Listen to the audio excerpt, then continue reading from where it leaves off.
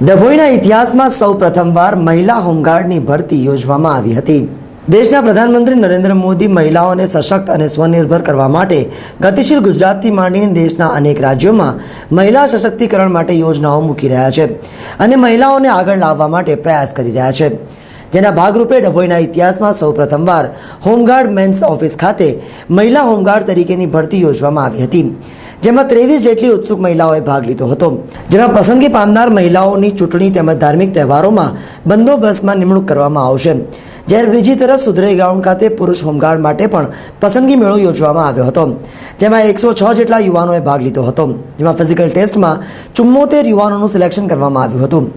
એટલું જ નહીં, હોમગાર્ડ્સના માનદ વેતનમાં ગઈકાલે વિધાનસભાના સત્રમાં ₹100નો વધારો કરી આપવામાં આવ્યો હતો, જેને લઈને હોમગાર્ડ્સના યુવાનોમાં સિલેક્શન થવા માટે ઉત્સાહ જોવા મળ્યો હતો।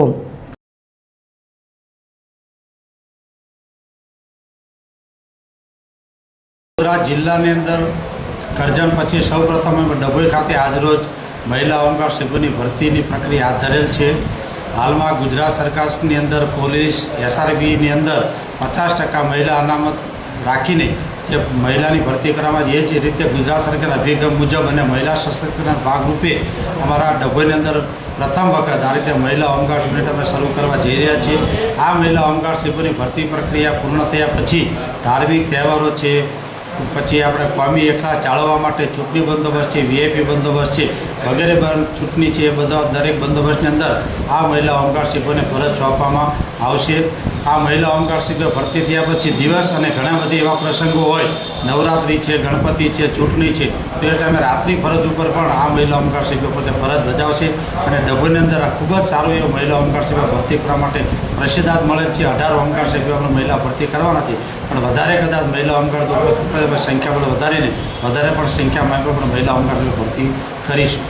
અત્યારે ટોટલ મહિલાઓ કેટલી આવી છે સાહેબ? ટોટલ અત્યારે આજની તારીખમાં અમારે 24 મહિલાઓ આવેલા છે અને બીજા બહેનો એમ કે આવવાના છે। જો કદાચ વધારે સંખ્યામાં હજી બહેનો ઈચ્છુક હશે તો અમે ભરતી પ્રક્રિયા એક દિવસ વધારે એક્સટેન્ડ કરીને પણ એને ભરતી અમે કરીશું।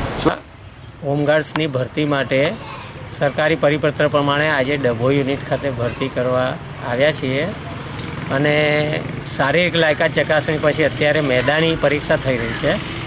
ત્યાર પછી એમનું આજના દિવસનું રિઝલ્ટ જાહેર કર્યા પછી એમના પ્રમાણપત્રોની ચકાસણી કરીશું અને ત્યાર પછી એમની પરેડ લેવામાં આવશે અને એ પરેડની તાલીમ પછી એક ટેસ્ટ ફરી લેવામાં આવશે અને પછી એમનું રિઝલ્ટ અમદાવાદથી મંજૂરી આવ્યા પછી જાહેર કરવામાં આવશે। કેટલા સભ્યો આજે સાહેબ હાજર હતા? 106 સભ્યો ગઈકાલે ભરતી થવા માટે આવ્યા હતા, એમાંથી આજે 74 ઉમેદવારો અહીંયા મેદાની પરીક્ષામાં હાજર છે। અને ટોટલ કેટલા સભ્યો લેવાના છે સાહેબ? ટોટલ અમારે 40 સભ્યો લેવાના છે, જે ખૂટતું સંખ્યાબળનું છે। કદાચ એમાંથી ઓછા મળે તો ફરી પણ ભરતી કરવી પડે।